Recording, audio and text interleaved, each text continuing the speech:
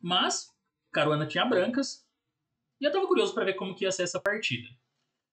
E foi realmente um pouco surpreendente, tá? E4, C5, cavalo F3, D6. A gente pode pensar, pô, será que o Naka vai mandar uma Najdorf?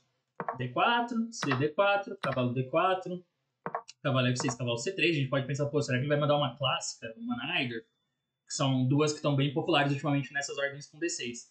Mas em vez disso, aqui o Naka joga E5, né? Uma Najdorf melhorada. Ele não faz A6, ele faz E5 direto.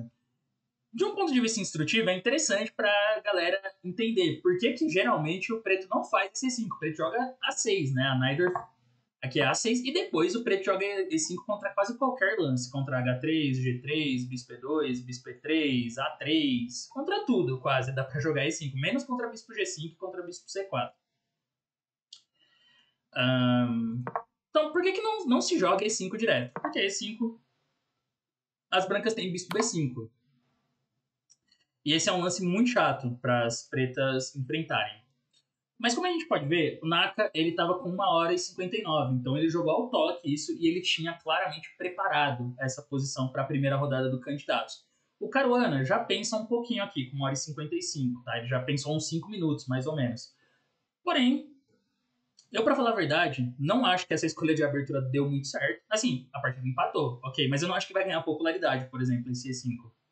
Porque qual foi a estratégia, a meu ver, né? Qual foi a estratégia do Naka para essa partida? A gente vai ver que assim, o Caruana gastou tempo, mas ele foi jogando os lances bons. Ó. Ele fez Bispo B5, aqui o Naka jogou Cavalo B-D7. Se Bispo D7, essa é uma ordem pior, porque depois da troca dos bispos, as brancas vão ter problemas na casa D5, tá? Isso aqui é meio forçado. O branco vai jogar Cavalo E2. E depois ele pode continuar com o bispo G5 para dominar essa casa, ou cavalo G3 e jogar pelas casas brancas assim muito tranquilamente. Isso aqui é como se fosse uma posição da Najdorf que o branco conseguiu as vantagens posicionais muito facilmente. Por isso que já tá dando um ponto, né? Tipo, qualquer linha da Najdorf, isso aqui é onde o branco já conseguiu dominar as casas brancas. Então não tem nenhum sentido assim, entrar nisso de pretas. Mas, cavalo BD7, ele ainda mantém o bispo de casas brancas. Ok. Mas aqui, cavalo F5, ganha um tempo atacando o peão de D6.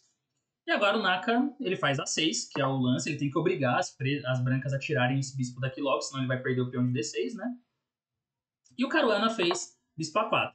Se eu não me engano, tinha uma partida Blitz do Caruana nessa posição do ano passado, no Title de Tuesday, que seguiu bispo toma D7, aí foi dama por D7, tem que defender o peão de D6, cavalo E3, bispo E7, e se eu não me engano, ele jogou aqui A4, acho que foi isso, A4, roque, dama C6, e aí foi cavalo de E, D5, ou cavalo de C, D5, não sei, cavalo por D5, bispo D8, bispo E3, isso aqui tá meio que com tempo a menos, tá? Eu acho que tá com um tempo a menos, porque, bom, vamos supor que foi tipo um H6 aqui, e aí rolou um bispo B6, não pode tomar porque cavalo E7, aí o jogador de pretas fez rei H8, bispo D8, torre D8, enfim, ficou essa posição. Depois o cara jogou bispo E6 e assim, depois o cara acabou ganhando, o cara não perdeu essa partida, mas ele jogou bispo toma D7. Que é possível, mas é mais forte ainda o lance que ele faz na partida que é bispo A4. Eu acho que assim, tem a chance do Naka ter visto essa partida. Assim, imagino que muito provavelmente, se ele queria jogar essa ordem, ele analisou, ele viu que o Caruana já tinha uma partida blitz aqui nisso, né? Porque a preparação desses caras, ela é muito minuciosa, tá? Inclusive, todos eles provavelmente têm equipes que trabalham para eles, não é nem ele que fica vendo as partidas do adversário, né? Ele deve ter um cara ali que ficou só vendo as partidas do Caruana e falou, não, ele tem partidas nessa posição, por exemplo. Eles terceirizam boa parte do trabalho e depois eles checam o que eles acham mais interessante. Então, bispo A4, aqui o Naka jogou B5, tudo isso aqui são os melhores lances da posição, ele precisa ganhar tempo em cima desse bispo. Bispo B3 e cavalo C5. E aqui o Caruana faz bispo G5, bastante lógico, ele quer ganhar a casa D5, né? Então é bem natural desenvolver o bispo aqui, o cavalo está bem ativo. Essa é uma posição onde as pretas estão um pouco restringidas, porque o cavalo não deixa o bispo desenvolver para E7, que ele está pressionando o G7 ali. E E assim, se as brancas tiverem bastante tempo, se ele puder fazer tudo que ele quer, que a gente costuma ver se fizer tudo que quer aqui, ele vai jogar um lance como dama F3, torre D1 e vai puxar o cavalo para E3 na hora certa. E aí vai ter um controle absurdo sobre as casas brancas, um controle gigante. Então aqui o Naka faz bispo toma F5. É um lance... Esse é um lance com certeza comprometedor, dando o bispo de casas brancas, é uma coisa bem séria. Mas ele percebe que o cavalo de F5 é muito chato, ele não pode deixar aquele cavalo ali por muito tempo. E é melhor ele tomar agora, antes que as brancas coloquem a dama em F3, porque aí depois ele já pode capturar de dama, sem estragar a estrutura e mantendo um controle muito forte de D5. Então, ele joga bispo F5 mesmo, e por F5, bispo E7. Aqui o cara não tomou em F6. Eu vi o pessoal falando, tipo, do controle de tempo, que aqui o Naka tá tudo ao toque, porque, né, ele tem preparado e o cara não tá pensando. Mas, olha, eu vou falar a minha impressão, tá? Eu acho que o cara não conhecia essa posição. Não acho que ele... Ele foi pego de surpresa, imagino que, assim, de todas as aberturas que o Nakamura joga, o Corona não esperava que fosse essa, né? Ele esperava alguma coisa mais, assim, mais correta, digamos, da parte do Naka. Mas eu não acho que ele foi pego de surpresa, assim, total, assim, sem nunca ter visto essa posição. Nesse sentido que eu tô dizendo de surpresa, tá? Não acho que é uma linha que ele nunca analisou.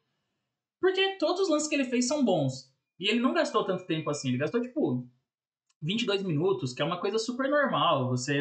O cara te surpreende na ordem de lances, você tenta lembrar suas análises, tenta lembrar de alguma coisa que você viu e vai jogando com cuidado. Mas eu não acho que ele, assim, tava totalmente no escuro contra isso aqui.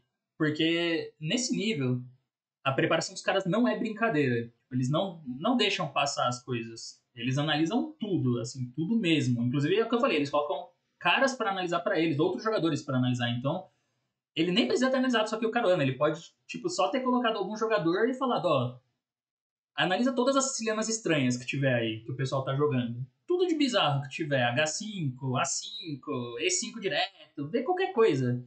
E aí um cara vai lá e passa um pente fino e fala, ó, eu acho que essa aqui é uma que é menos pior entre elas, tá? Então, eu não acho que ele foi, assim, achando tudo, né? Porque, tipo, no fim, ele fez lances bons e ele saiu com uma posição melhor da abertura. Então, bispo E7, aqui ele jogou bispo F6. Pode ser que nesse momento ele já tava meio que, assim, não lembrando totalmente tudo, tá? Porque, aparentemente, uma ordem mais precisa aqui, segundo o computador, seria rocar primeiro. E aí, depois de rock, agora jogar bispo toma F6.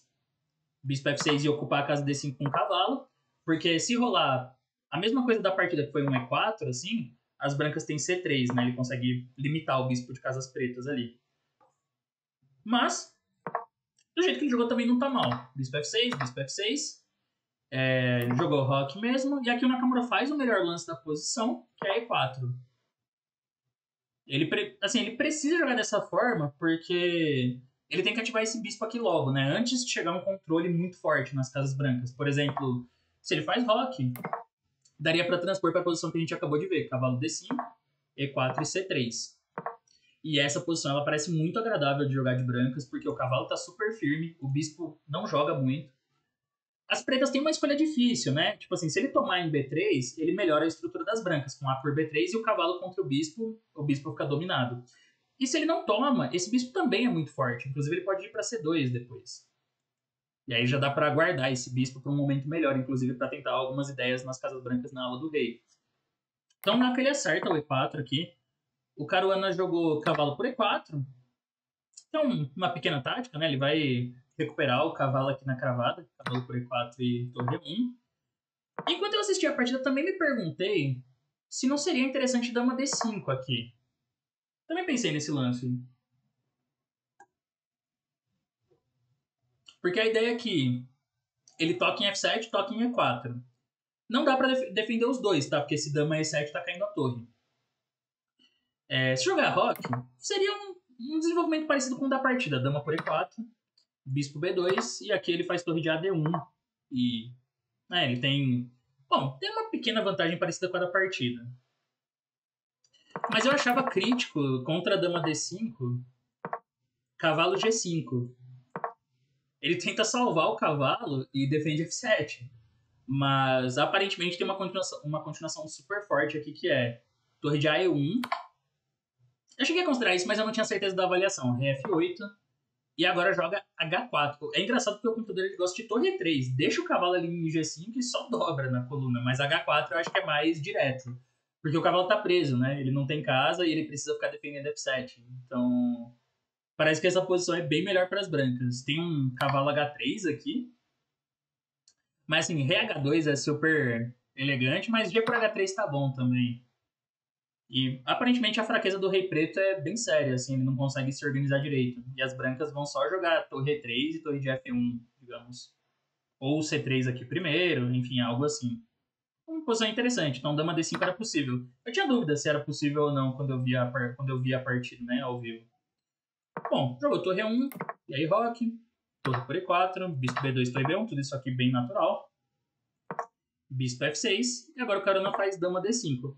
Então assim, a gente vê que o Carona tá com 1h10 e o Naka 1h47. Mas essa posição, assim, na prática, ela ainda é um pouquinho chata de jogar de pretas. Ela é um pouquinho chata, parece que não, tá? Mas essas posições de bispo de cores opostas com dama e torres no tabuleiro, elas são muito perigosas, assim, porque tudo se resume à iniciativa. E se as brancas conseguirem aumentar a pressão, pode ficar muito chato pro preto, porque percebam que o Caruana tá com todas as peças em casas brancas. O jogo dele é todo voltado para as casas brancas. Por quê? Porque esse bispo não pode fazer nada nesse caso. Então por isso que ele tenta organizar as peças muito bem colocadas nas casas brancas, onde o bispo das pretas não tem como fazer nada. E as pretas não tem muito contra-jogo, então é uma partida meio que o preto vai ter que ficar defendendo. A minha impressão é assim, que o Naka jogou isso bem preparado, com certeza, ele preparou legal, mas a proposta dele para a partida foi o seguinte, olha, eu não me incomodo de ficar numa posição um pouco inferior, 0,20, 0,30, eu confio na defesa.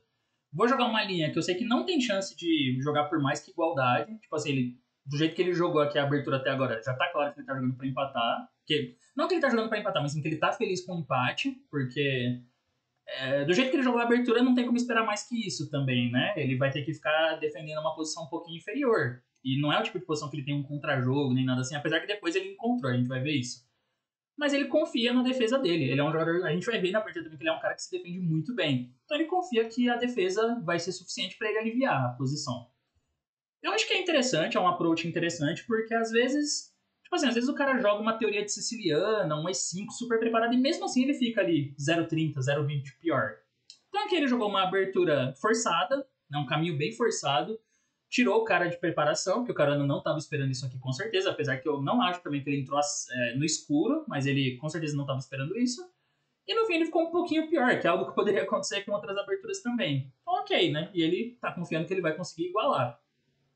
Não acho também que isso é um sinal de que ele preparou linhas bizarras para o candidato. Eu acho que foi uma preparação específica para um adversário. Contra o Caruana, ele achou que esse tipo de abertura podia ter um efeito surpresa legal e na prática podia funcionar, mas não acho que ele vai fazer isso contra todos os adversários, por exemplo. Então aqui ele jogou torre C8, para mim faz bastante sentido, ele às vezes quer pôr essa torre em C5, né? Então ele ataca F5 e também prepara para avançar o peão de D, para tentar bloquear o bispo de B3. Só que o Caruana joga dama B7, um lance muito chato. Esse é bem chato, porque ele coloca uma pressão ali em A6 e a posição pode ficar muito incômoda em breve, tá? Por exemplo, se volta aqui e joga passivo, torre A8. Aqui, esse lance já não vai dar certo, porque entre outros tem bispo D5. Tá ameaçando tomar a torre ali, né? E se torre C8, aí ele toma em A6 e é parecido com a partida, vai cair B5 também. Então aqui ele tinha que achar um lance que já não era tão simples, na minha opinião, tá? Ele jogou torre C5, mas parece que o jeito certo de resolver os problemas das pretas era D5, que tem um detalhe importante, não dá para tomar em D5 porque tá caindo C2. E acho que, na verdade, o ponto mais importante, que esse é um difícil de ver, é que depois de bispo D5 eu ia falar torre C2, mas tá vendo como eu já errei? Bispo D5 leva torre C7. Nossa, olha que recurso legal. A dama fica sobrecarregada defendendo o bispo. Bem legal esse. E não adianta jogar dama B6 porque ele toma aqui atacando a torre. Bem, bem legal. Então é meio que isso. Se tomar de dama, troca tudo, mas vai cair C2, né? Nesse caso até já é legal jogar de pretas, porque é o preto que tem uma maioria ali que pode usar um dia. E por outro lado, se faz torre 2, que é pra tentar defender C2, né? Aí tem dama D6, também um lance meio um pouco misterioso pra mim. Mas acho que o ponto continua sendo parecido. Se bispo D5, torre C7 ganha uma peça. E se trocar as damas, troca aqui, ele pode ter um torre C7, né? Bispo B7 A5, digamos. E é uma posição assim, o branco tem peão a mais, mas é um peão dobrado. Então acho que isso aqui... Tudo bem que fica difícil de jogar G6, né? Porque vai desdobrar e tal, mas... Mesmo desdobrando, assim, eu acho que esse final é mais fácil das pretas empatarem. Mas, ou seja, D5 já não é que ia igualar completamente, apesar do computador falar que é o melhor. Então o Naka, em vez disso, jogou torre C5, mas aí foi dama por A6, torre para F5, torre D1. E aí percebam que a posição dele fica um pouco chata, né? No fim das contas, as brancas ainda estão pressionando D6. É uma posição, assim, fácil de sair do controle se ele jogar muito passivo. Tanto que no fim ele foi para uma... Ele fez igual o Prague aqui, o Naka. Ele foi para uma defesa ativa. Porque se ele jogasse tipo bispo E5, parece lindo, né? O bispo defende o peão e tal. Só que depois de G3, a posição das pretas é muito difícil. Porque a todo momento ele tem que ficar contando com F4. Claro que F4 é um lance que também debilita um pouco a posição das brancas. Mas ele tem que tomar muito cuidado agora para manter tudo defendido, D6 e B5. Então o bispo E5 meio que não serve, não resolve os problemas. E bispo E7, assim, é um lance que realmente não é legal fazer nessas posições. Porque é muito passivo sempre, né? Então aqui, tipo, dama B7, já toca no bispo, ele tem que voltar agora para F6. E olha, tá quase levando um torre por D6 e dama F7 aqui, mas ainda não tem. Mas uma continuação muito boa, bem prática, é a torre D5. Que ataca o peão de B5 e a torre. E depois que toma aqui bispo D5, não tem como defender o peão de B, né? Então a posição já vai cair um peão também. Aí que a gente vê que, tipo assim, apesar do Naka ter jogado super rápido a abertura, ter trocado umas peças, ele ainda terminou numa posição difícil e que ele acabou, daqui a pouco vai perder o controle, como a gente vai ver, porque agora ele jogou D5. Mas aí vem, torre B4, peão de B5 já tá perdido. E é duro porque o peão de B5 tá perdido, de D5 tende a cair também nessa posição, né? Então ele joga bispo C3, esse é um lance computador na prova, mas ele tem uma razão bem concreta. Eu queria entender se ele jogasse D4 aqui, né? Bom, aparentemente simplesmente toma e começa a andar com o peão de A. E parece que isso é uma vantagem boa o suficiente para as brancas. Então, mas aí, olha que interessante. Vou mostrar para vocês uma coisa aqui que eu acho que vale a pena prestar atenção. D4, torre B5, essa linha mesmo. Toma, dama toma. Vejam que aqui tem dois problemas, tá? Um bem sério, que é as pretas estão com peão a menos e é um peão passado distante, o de A. Outro problema é que o preto não tem atividade, esse bispo não joga. Tipo, ele não tem atividade nas casas pretas, né? O bispo tá bloqueado pelo próprio peão. E não tem como trocar ele de diagonal, nem nada assim.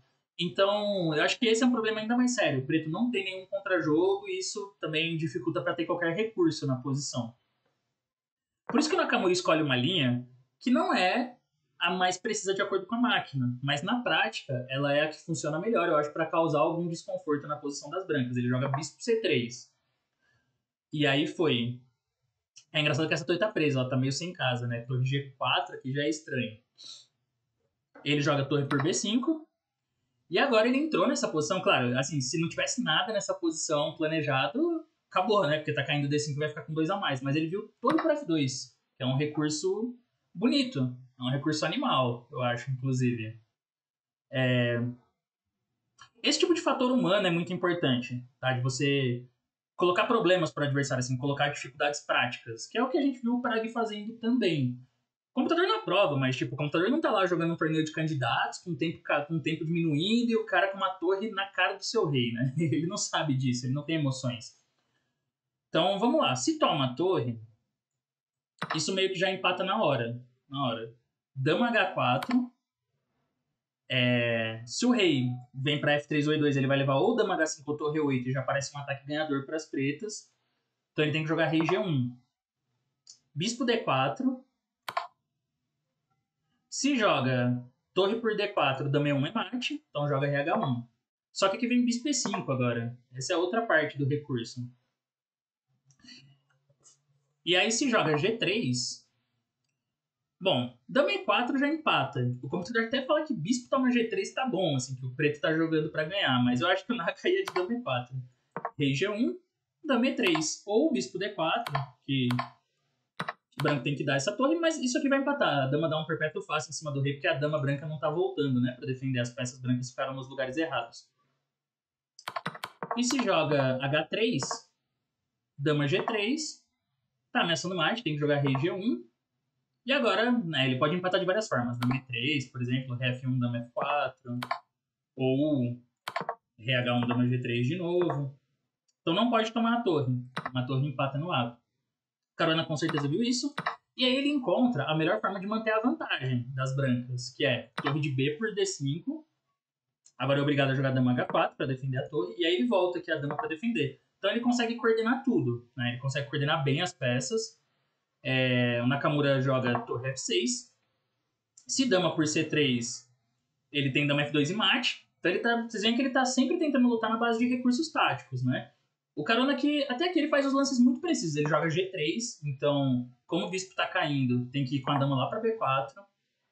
E aí ele faz rei G2, um lance de consolidação, saindo dos cheques, aqui de possíveis cheques, né? Foi...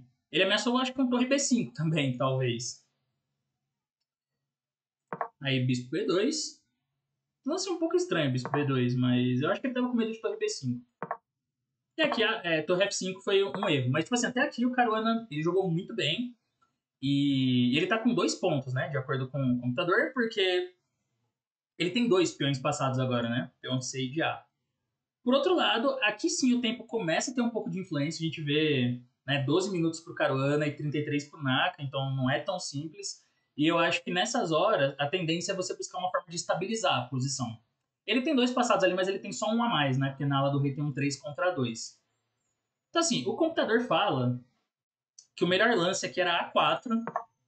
E aí, por exemplo, se G6 igual na partida, ele fala que dá pra jogar ou A5 ou torre D7, assim. Então, de modo geral, o computador ele fala o seguinte: as brancas não precisam se preocupar, não precisa defender nada nessa posição, e você tem só que avançar o peão de A e tipo, usar o potencial do peão passado ao máximo. Mas eu entendo que não é uma decisão tão fácil psicologicamente, porque aqui o jogo tá um pouco mais aberto, né? Então, tipo, as pretas têm um plano bem simples, que é jogar G6 e rei G7 para melhorar o rei e depois soltar a torre de F8.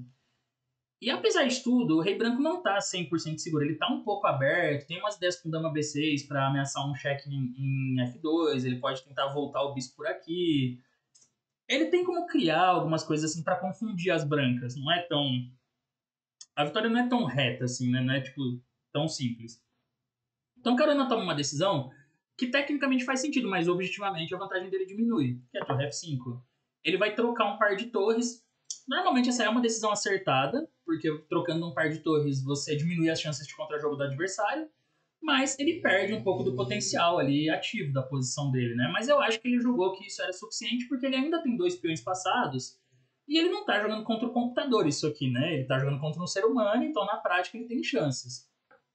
Bom, Naka fez G6, ele ainda tinha aqui a possibilidade de jogar torre B5 e manter as 2 torres, mas você não joga torre F5 para fazer torre B5, né? Então ele trocou, bispo F6.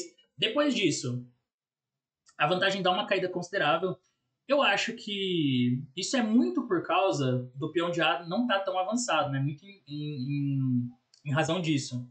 Porque como a gente pode...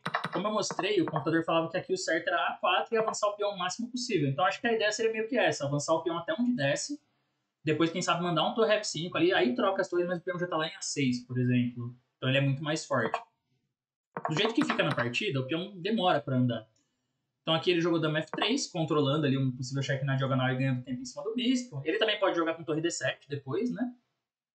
Aqui jogou dama E7, essa foi uma boa jogada.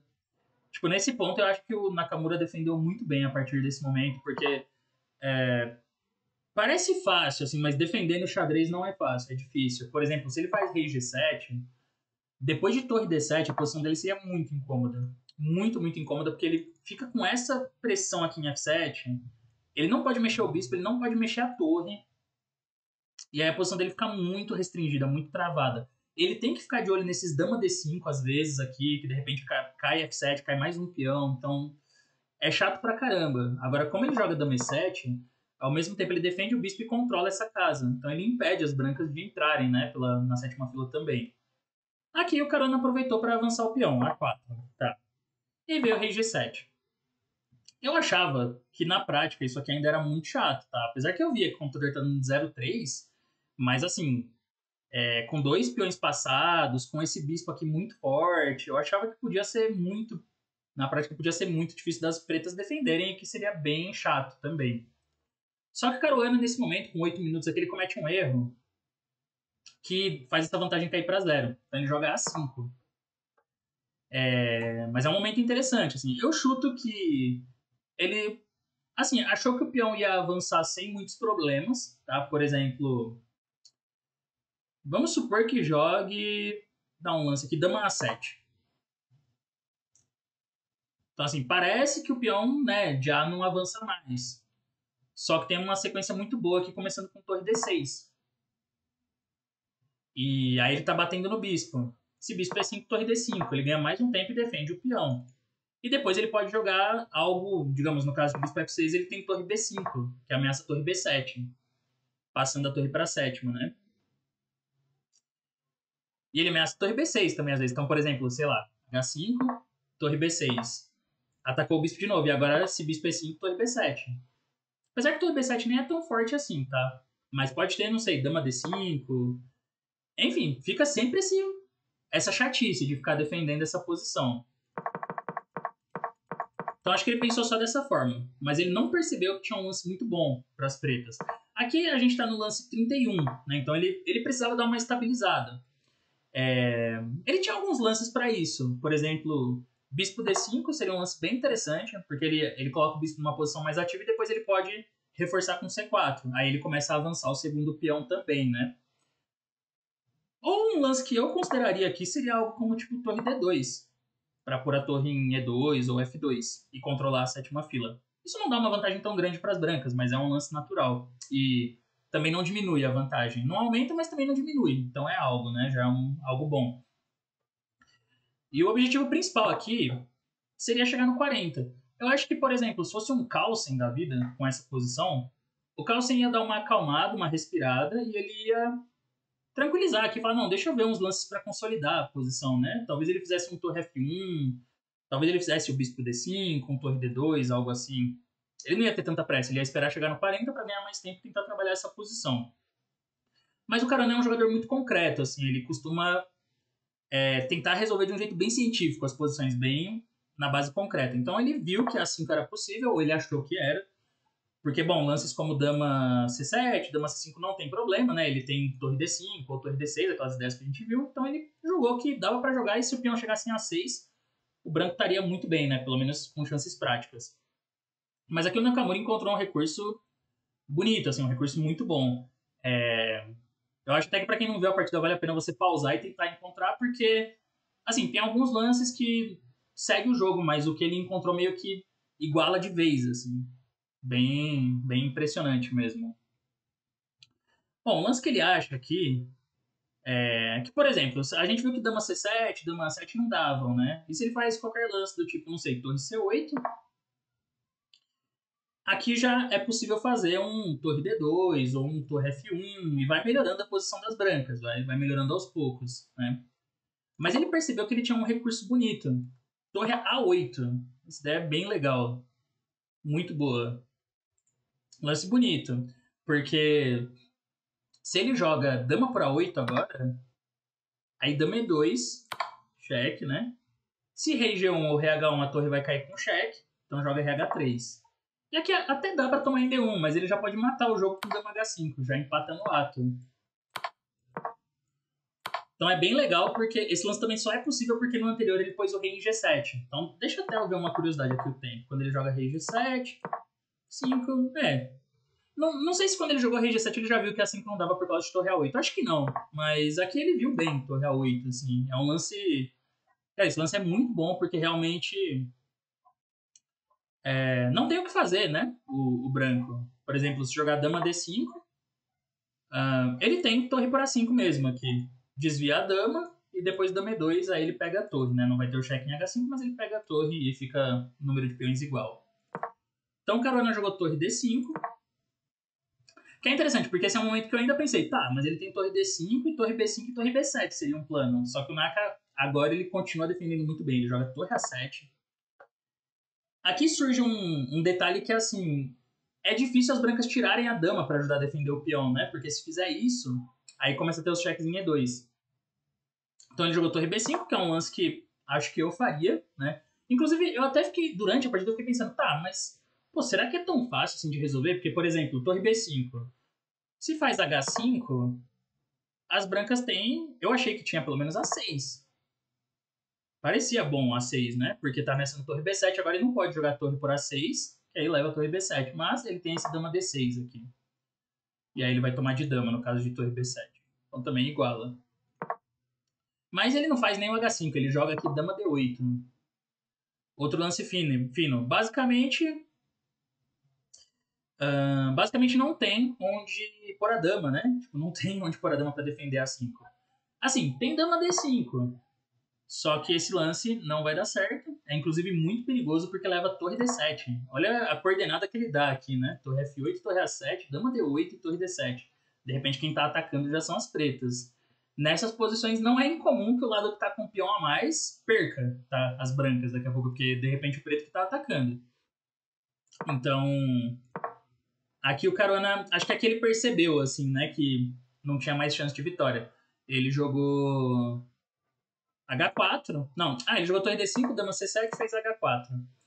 Mas se jogasse aquele A6, aqui até dá pra jogar torre por A6. Porque torre B7, dama D2, é H3, né? Dama H6, quer dizer. E se jogar, tipo, dama F2, troca, dá tempo de dar um check em F4 e trazer a torre aqui pra defender. Ou torre A7, que é até mais seguro. Torre A7 é bem mais seguro.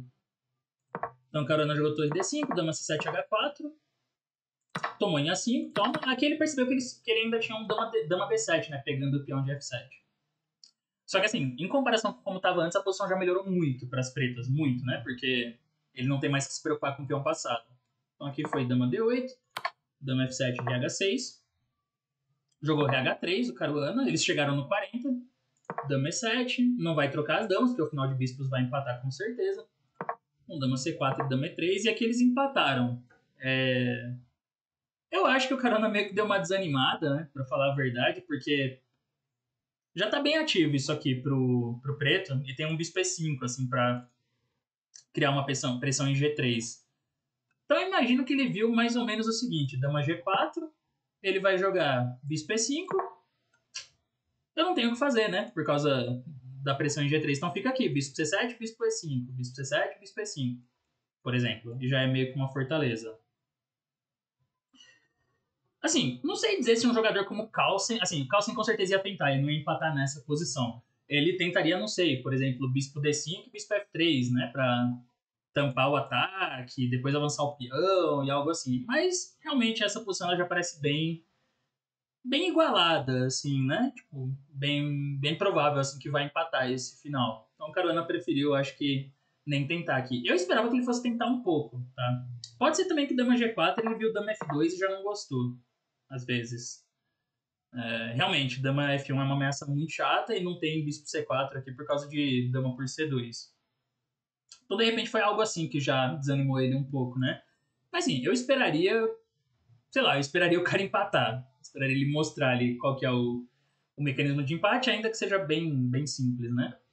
Mas é isso. No final dessa partida, empate foi um resultado excelente pro Naka, porque ele saiu levando uma pressão leve da abertura, depois se complicou um pouco e ficou numa situação difícil, mas achou alguns recursos que na prática foram bem importantes, assim, que desequilibraram bem a posição.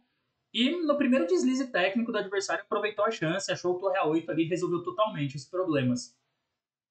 Pro Caruana é um pouco frustrante, porque ele pegou uma posição boa, ele teve a vantagem, só que não conseguiu trabalhar da melhor forma. E seria ótimo se ele ganhar essa, porque ele começaria já ganhando o ponto inteiro de um cara que vai ser um adversário na disputa pelo título, e ele dobra brancas ainda na primeira. Então hoje o Caruana joga contra o Abassov, que é o menor rating do torneio. Então ele começaria com uma vitória muito boa já para dar uma confiança e ainda vai jogar contra o menor rating na rodada seguinte.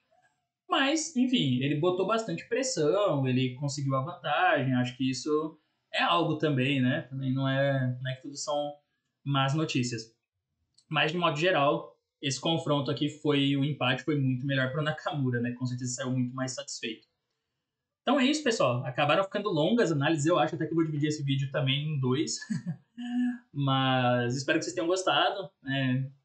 Pior que ainda nem foi uma análise tão profunda, foi uma coisa meio por cima. Mas eu espero que vocês tenham gostado. Se você curtiu, deixa aí o like, né? Se inscreve no canal se não tiver inscrito. E é isso. Vou tentar, durante o candidato, sempre lançar as análises. Não sei se eu vou conseguir fazer todas, e nem também se eu vou conseguir lançar, tipo, acabou a rodada, já lanço os vídeos e tal, porque não tô com tanto tempo assim. Mas vou fazer o possível, e de repente vou trazendo partidas interessantes aí. Então é isso, valeu e até a próxima.